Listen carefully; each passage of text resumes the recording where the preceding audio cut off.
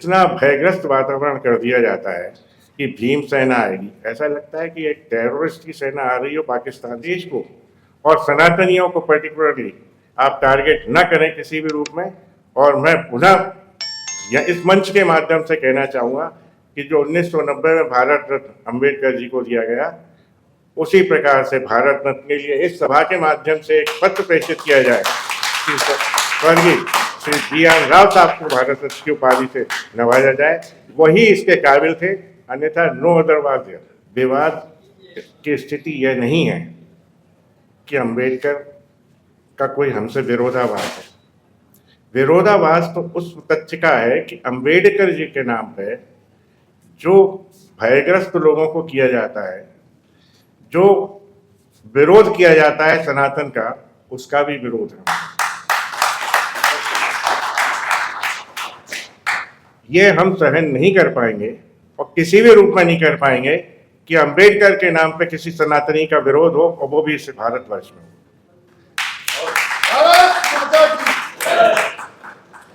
और मैं नहीं समझता, मुझे तो इतना ज्ञान में नहीं था कि मैं इस लायक हो जाऊंगा कि इस मंच पे स्वामी जी के समक्ष और आप लोगों के समक्ष उपस्थित होके कभी इस विषय पर संभाषण कर पाऊंगा। मालूम नहीं, ऐसा लगता है, प्रतीत होता है कि मेरे आलोचकों ने ही मुझे इस लायक बना दिया कि मैं आज यहाँ पे आके भाषण दे रहा। और ये भी सही है, बहुत सारे विद्वानों ने कहा है और बहुत सारे आर्टिकल्स में भी लिखा गया है कि जब तक आलोचना नहीं होती तब तक समालोचना भी नहीं होती और न प्रगति होती है।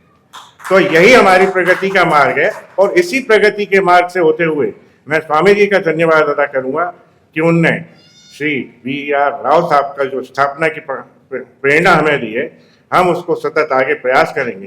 बल्कि मैं यह भी कोशिश करूंगा और इस सभा के माध्यम से और भविष्य में होने वाले अग्रिम कार्यक्रम और सभाओं के सेमिनारों के माध्यम से भारत सरकार को भी इस ज्ञान में लाना आवश्यक है कि बी.एन. राव से संबंधित पूरा जितना उनका अध्ययन है आज तक, उनने जो जो इस संविधान निर्माण के लिए और भारत की स्वतंत्रता आंदोलन में जो सहयोग किया, उसका प्रारंभिक पाठ्यक्रम जो होते हैं उनमें एक विषय रखा जाए, एक अध्याय रखा जाए, और हर एक स्टूडेंट जो विद्यार्थी है उसको ये ज्ञान में होना चाहिए कि एक बी.आर. राव व्यक्ति थे जो बहुत महान थे, उनके द्वारा इस संविधान का निर्माण एक्चुअल में किया गया था। ड्राफ्ट उनका तैयार किया गया।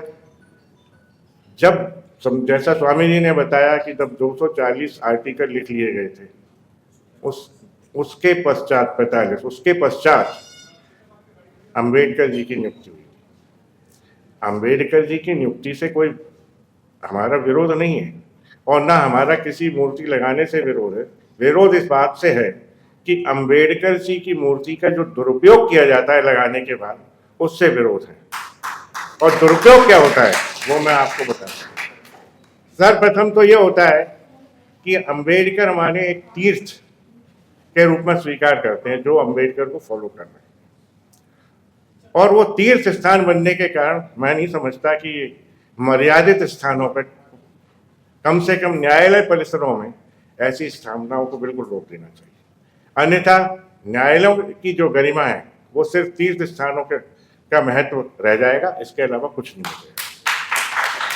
हुआ यूं किस्सा कि हमारे यहाँ एक जबरदस्ती मनमाफिक रूप से, बिना किसी आदेश के, बिना किसी सिस्टम के, बिना ड्यू प्रोसीजर ऑफ लॉ, बिना किसी प्रक्रिया को अपनाए, एक विशेष जाति विशेष के जो मुख्य न्यायाधीश थे, उनने एक आर्बिट्रेरी मैनर में एक आदेश पारित किया कि क्यों ना, और उसके लिए बड़ा एक प्रोजेक्टेड स्कीम तैयार की।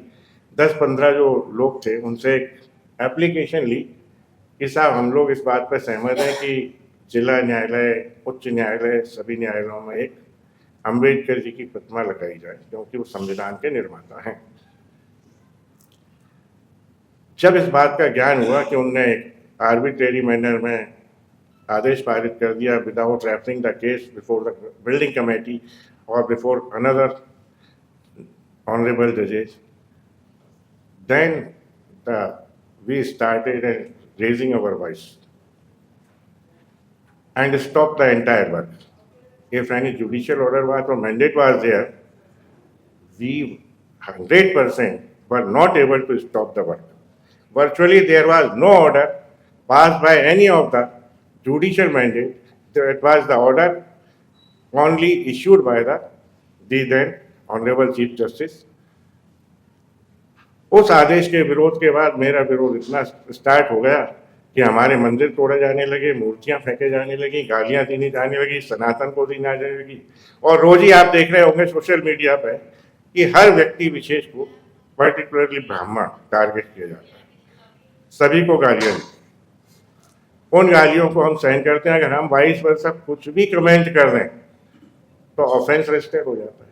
अभी presently day before yesterday some offence was registered against this fellow, he is sitting here. Only इसने कोई पोस्ट को फॉरवर्ड करके उस पर लिखा कि इस तरह की अभद्र भाषा का प्रयोग करके कोई पोस्ट न डालें, then only the case has already been registered against him.